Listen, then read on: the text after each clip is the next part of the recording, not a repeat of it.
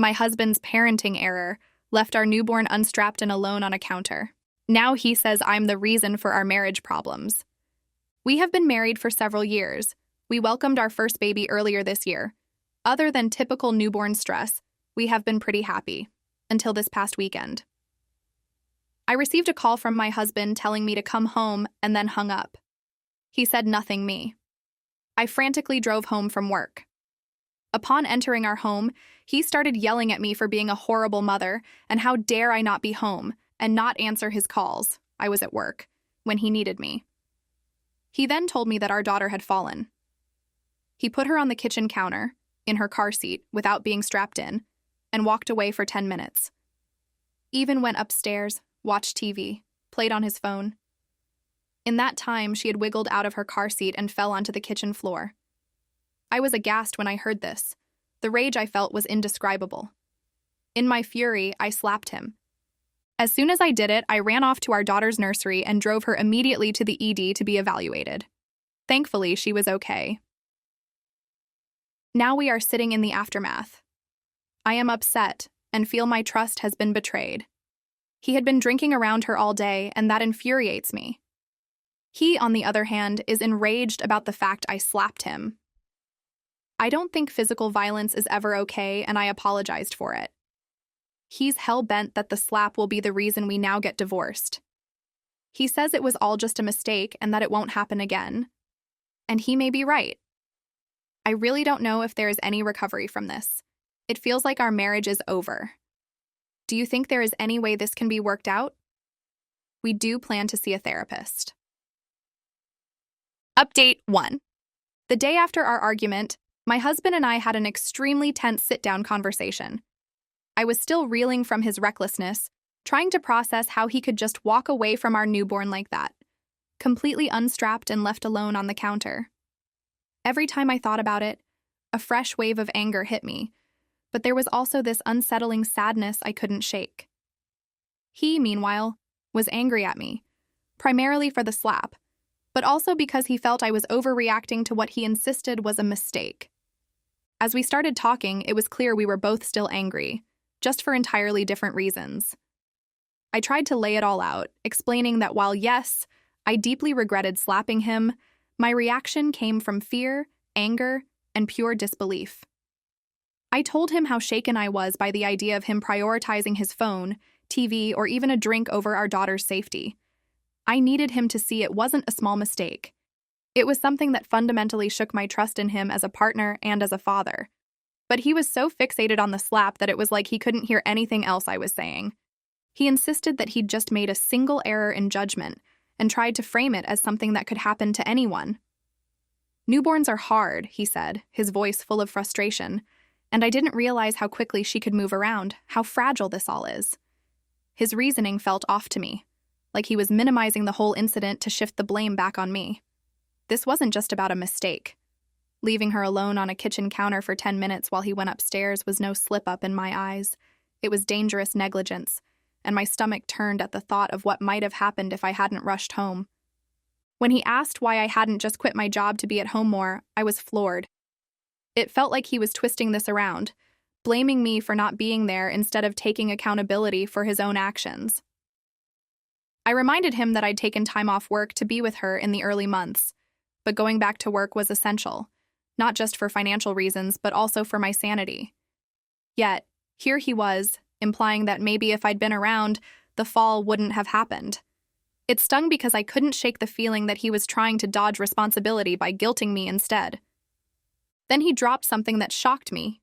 He said, "Maybe I wouldn't feel so frustrated if I felt like we were in this together." He admitted he'd been drinking because he felt trapped by the constant demands of a newborn and felt like he'd lost a sense of control over his life. That stung because it was clear he hadn't communicated this before. He'd kept all this resentment bottled up. He claimed he'd been trying to de-stress and hadn't realized how dangerous his actions were in the moment. I didn't know whether to feel sorry for him or just more furious. Why hadn't he told me he was feeling this way? If he'd just opened up, maybe we could have found a solution that didn't involve risking our child's safety. At one point, he said, "You always make me feel like I'm not good enough as a dad," which caught me off guard. I wasn't even sure what he meant by that since I'd been encouraging him and making space for him to bond with her.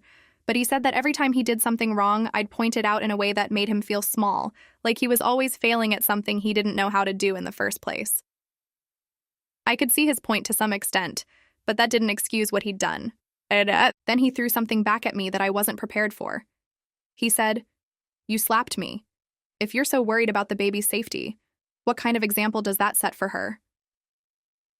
He was so determined to hold on to this single moment that he didn't seem to care about anything else. I acknowledged it wasn't okay, told him I was sincerely sorry, but he insisted he didn't know if he could forgive it. The slap was now this giant wedge between us, and he was using it to deflect from everything else. We were going in circles, each accusing the other of not taking responsibility, and I started to wonder if therapy would even help at this point. Eventually, I asked him why he thought calling me to come home without warning was the best way to handle this. Why hadn't he just taken her to the hospital himself if he was so worried? He claimed he was panicked and didn't know what to do, but it felt to me like he was hoping to pass some of that responsibility onto me instead of facing it himself. That's when it hit me. His first instinct in a crisis was to turn to me, even when he had the power to act. That moment made me question not just his maturity, but whether he was even willing to step up and be a responsible parent if I wasn't there to manage everything. As the hours wore on, we weren't getting anywhere. He told me he needed some space and went to stay with a friend for the night. That left me alone with our daughter, sitting in a quiet house, trying to make sense of how this all spiraled. When I held her that night, I felt the weight of it, the responsibility of her care, and the guilt of not seeing my husband's resentment building. I wondered if I'd missed signs of him struggling. But then again, was it my responsibility to watch out for that, or should he have told me when things started to feel overwhelming? I lay awake thinking about what this meant for our future. Could I trust him again, and could he ever see past that slap? The bigger question was whether we could find a middle ground, where he took responsibility, and I learned to stop holding everything together by myself.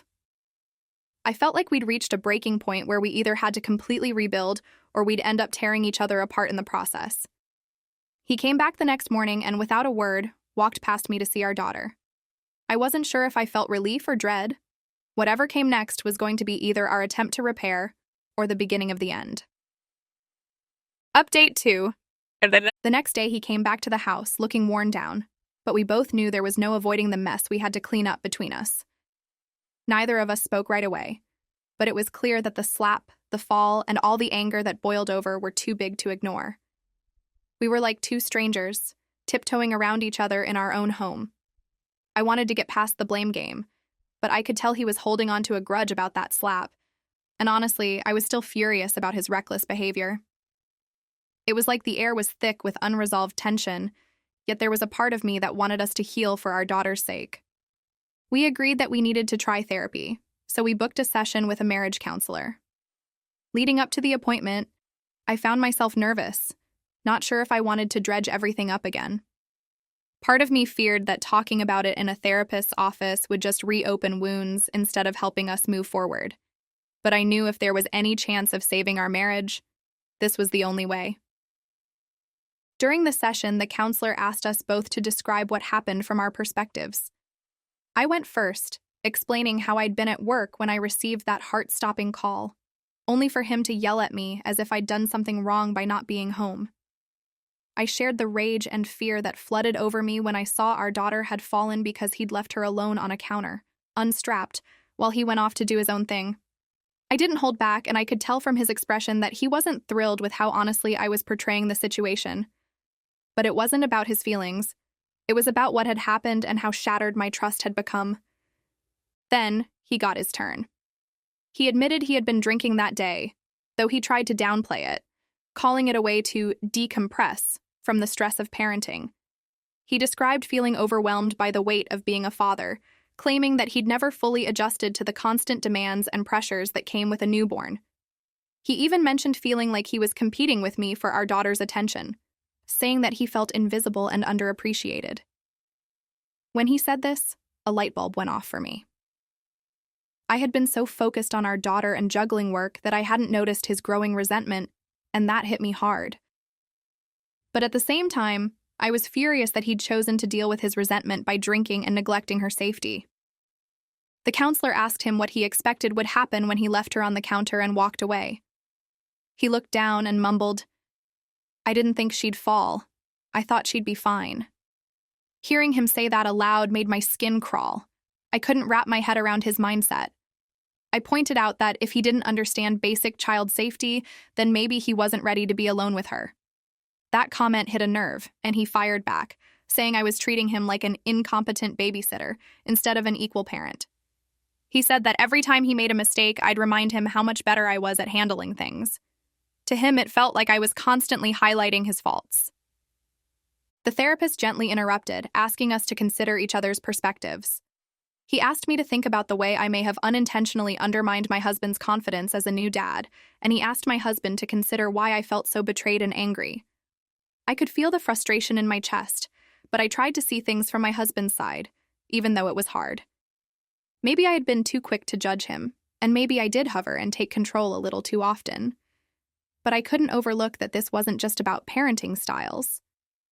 This was about negligence and trust, and no matter how many times he called it a mistake, it didn't take away the fact that our daughter could have been seriously hurt.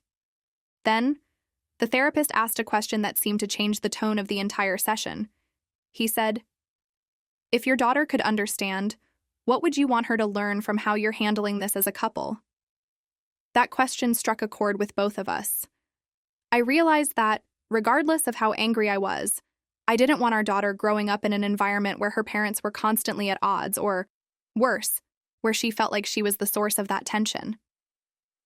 I think my husband felt it too because for the first time in that session, he looked genuinely remorseful, not defensive. He said quietly, "I don't want her to feel like she's the reason we fell apart." At that moment, I knew we both wanted to rebuild, but neither of us knew how. The therapist suggested we take small steps at home to rebuild trust. My husband was asked to commit to a few changes, like avoiding alcohol when he was responsible for her care, and I agreed to work on letting go a bit, allowing him space to parent in his own way. It sounded easy in theory, but we both knew it was going to be an uphill battle. I didn't want to let go entirely because, frankly, I was still afraid he'd slip up again. But I realized that holding on to that fear was a roadblock we couldn't afford. For the next week, things felt tentative, but better. We were like two people trying to rebuild a house with shaky foundations, each brick representing the small steps we were taking. I started to see him trying, genuinely in little ways. He was attentive, sober, and present, which I appreciated, but there was still an unspoken barrier. One night we talked quietly after putting our daughter to bed, discussing our hopes for her future and our roles as parents. It was the first time we'd had a real heartfelt conversation since everything went downhill, and it felt almost like the beginning of something new. But then, something happened that threw us both off course again. About a week after that therapy session, I came home from work to find him on the phone, clearly angry and agitated. When he hung up, he told me his family had somehow heard about the slap, and they were furious with me. His mom had called him, telling him he didn't have to put up with abuse, and encouraging him to leave me if I couldn't control my anger. Hearing this threw me. I had no idea he'd told anyone, let alone his family. Now not only were we dealing with our own issues, but his family was involved, seeing me as the aggressor while ignoring the context that led to that slap. I asked him why he had told them, and he shrugged, saying he'd needed someone to talk to. I felt betrayed all over again. We'd just started rebuilding, and now I was being painted as the villain to his family. I tried to explain that what happened was a response to his neglect and fear for our daughter's safety, but it was clear he hadn't shared the full story with them. He told me that he didn't want them to think poorly of him, so he'd left out details about his drinking in the fall. My heart sank. He was willing to let his family see me in a bad light, just to preserve his own image.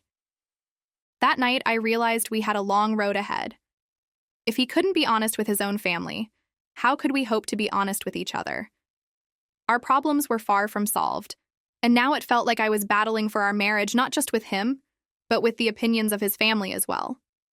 The foundation we were rebuilding suddenly felt like it was crumbling again, and I wasn't sure how much more I could take.